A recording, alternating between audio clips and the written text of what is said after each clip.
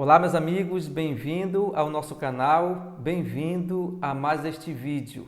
Lição de número 4 e o nosso tema desta semana, como Deus nos resgata. O maior resgate da história contemporânea aconteceu no dia 13 de outubro de 2010, quando 33 mineiros foram soterrados e ficaram a 700 metros abaixo da terra por 69 dias na região do deserto do Atacama, a 800 quilômetros da capital chilena. A mega operação para o resgate contou com a participação de vários países e da NASA, a Agência Espacial Americana. O plano B contava com a cápsula Fênix 2, que desceu o túnel vertical de 624 metros de profundidade, e no dia 13 de outubro de 2010, à meia-noite e 10 minutos, houve o primeiro resgate que levaria ainda 23 horas de operação. Todos saíram salvos e acompanhados por milhões de espectadores do mundo inteiro. Mas o maior resgate da história da humanidade não foi o esforço para tirar 33 trabalhadores do fundo da terra, mas o esforço de Deus para redimir a humanidade que foi sequestrada por Satanás. O preço do resgate já foi pago. A libertação só depende da escolha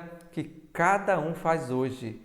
Crer no Senhor Jesus como único caminho, como único Salvador. O verso para memorizar da semana se encontra em Efésios 2, de 4 a 5, que diz: Mas Deus, sendo rico em misericórdia por causa do grande amor com que nos amou, e estando nós mortos em nossas transgressões, nos deu a vida juntamente com Cristo. Pela graça vocês são salvos. O resgate já aconteceu. O preço já foi pago. O sangue de Jesus na cruz foi suficiente para nos garantir a salvação e nos libertar da escravidão do pecado. Não faz sentido alguém me libertar e eu querer ficar dentro do cativeiro. Isso é muitas vezes insano pela parte humana. Na lição de domingo, nós temos o tema Mortos e Enganados por Satanás. A morte espiritual acontece de forma gradual e imperceptível na vida do cristão. O primeiro sintoma de quem se afasta de Deus é a falta de amor. A negligência da oração e do estudo da Bíblia, da Palavra de Deus, tem sido a maior luta do cristão para permanecer em pé na sua caminhada cristã. Nós não nascemos com vontade de ler a Bíblia, nem com vontade de orar, porque nós nascemos afastados de Deus e a nossa natureza é propensa para o mal. Em algum momento da nossa vida saímos do caminho errado e voltamos para o caminho da vida, e isso se chama conversão. Tudo que o cristão deseja é viver uma vida vitoriosa, mas é aí que começa a luta espiritual. O cristão sai do mundo, mas o mundo muitas vezes não consegue sair do cristão. Em Efésios 2, de 1 a 2, Paulo enfatiza a triste realidade da existência pré-conversão de seu público ao observar que eles estavam espiritualmente mortos, praticando transgressão e pecados como padrão regular de vida e eram dominados por Satanás. Uma vez que Paulo escreve para pessoas vivas, ele se refere a eles como mortos em sentido metafórico. No entanto, a situação era muito mais real e grave, uma vez que eles estavam separados de Deus, que é a fonte de toda a vida.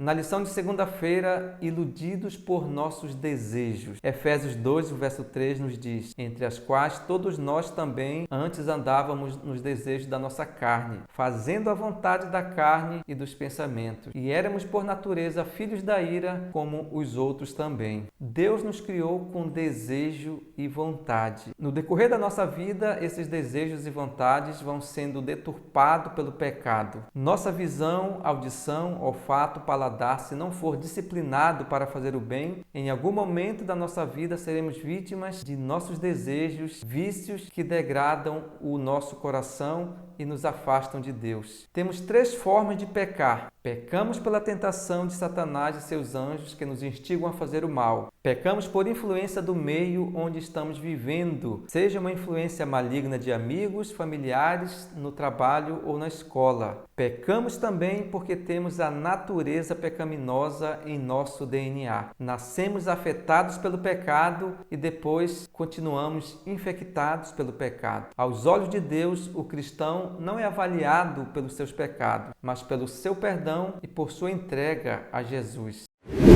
Na lição de terça-feira, nós temos o tema Ressuscitados e Exaltados em Cristo. A vitória do Pai é a vitória do Filho. Mateus 23:12 diz que os humilhados serão exaltados. A morte de Jesus para Satanás teria sido a derrota de Jesus, mas a morte de Jesus foi a sua maior vitória, porque ele ressuscitou no terceiro dia e voltou para o trono celestial, e nós vencemos porque ele venceu, não como ele venceu. Em sua morte, ressurreição e ascensão e exaltação, Cristo conquistou a vitória sobre todos os poderes malignos e espirituais, aqueles que antes dominavam a vida dos crentes. Na ressurreição, ascensão e exaltação de Jesus, esses poderes, embora ainda ativos e ameaçadores para a existência humana, foram completamente superados.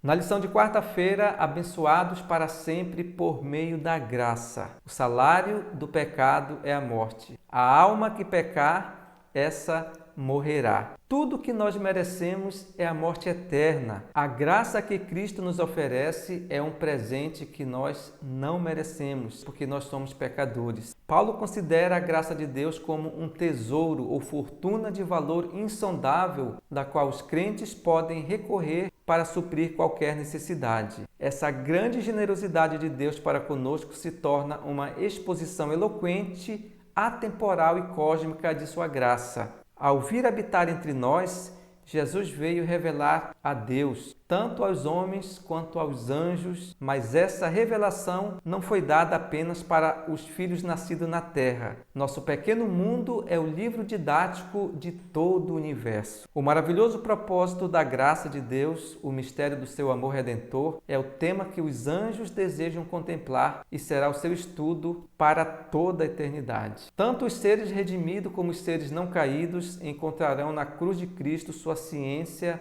e seu cântico.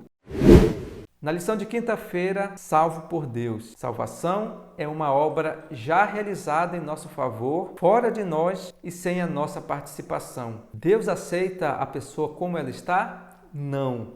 Deus convida a todos do jeito que você está. Mateus 11:28 diz: Vinde a mim, todos os que estáis cansados e sobrecarregados, e eu vos aliviarei. O convite de Deus é para todos. Deus nos convida como estamos, mas não aceita que continuemos na prática do pecado. Nada do que façamos vai nos salvar. As nossas obras têm um papel muito importante em nossa vida, mas não têm a função de nos salvar. A salvação não é por aquilo que eu faço, mas é por aquilo que Deus faz em mim, na proporção que eu permito. No plano da salvação, nós entramos apenas com o nosso pecado. Essa é a nossa única participação. Se as obras tivessem a função de nos salvar, eu não precisaria de um Salvador. Em algum momento da minha vida, eu iria abandonar a cruz de Cristo, porque eu conseguiria me salvar por mim próprio, sem precisar de Jesus. Quando estudamos a salvação, temos que entender o conceito de 4 elementos da salvação muito importantes: a graça, o sangue, a fé e as obras. A graça é a fonte da nossa justificação. É o presente que Deus nos deu sem merecermos. O sangue é o meio da justificação. Somos justificados pelo sangue de Cristo derramado por nós quando nós cremos. A fé é como recebemos este presente que Deus nos dá. Recebemos unicamente pela fé. Não há nada que nós possamos fazer para merecê-lo. Deus não exige unicamente nada de nós, somente a nossa entrega a Ele. As obras são as evidências de nossa justificação. Existem 5 razões pelas quais nós não somos justificados mediante a obediência da lei e das obras. A primeira razão é que as obras e obediência não podem justificar faltas passadas. Mesmo que a obediência fosse perfeita, restaria a nossa culpa passada. A segunda razão é que o melhor do esforço humano está manchado pelo pecado. A terceira razão é que os méritos humanos só alimentam o orgulho que é a base do pecado. Se a justificação fosse por mérito meu, eu teria como me gloriar perante Deus. E a quarta razão: se a salvação fosse por nosso esforço, nos colocaríamos Deus como em obrigação para com o ser humano. Isso reflete uma arrogância do ser humano. Nada poderia ser mais profano. E a quinta razão, Gálatas 2:21. Isso tornaria a graça de Deus desnecessária. Na lição de sexta-feira, no estudo adicional, nós temos a seguinte pergunta: embora as boas obras do crente não tenham parte na sua redenção, no sentido de que jamais darão a alguém o mérito da salvação perante Deus, que papel importante desempenham no plano divino para o crente? E a resposta está em Efésios capítulo 2 e o verso 10, que diz: porque somos feitura sua, criados em Cristo Jesus para as boas obras, as quais Deus preparou para que andássemos nela. A salvação é pela graça, mas o julgamento no dia do juízo final vai ser pelas obras, porque as obras é a evidência ou fruto de alguém que foi salvo pela graça. Que Deus nos abençoe, que Deus te guarde e te proteja. E esse foi o nosso estudo de hoje. E eu aguardo você até semana que vem com o nosso próximo estudo. Um grande abraço. Tchau!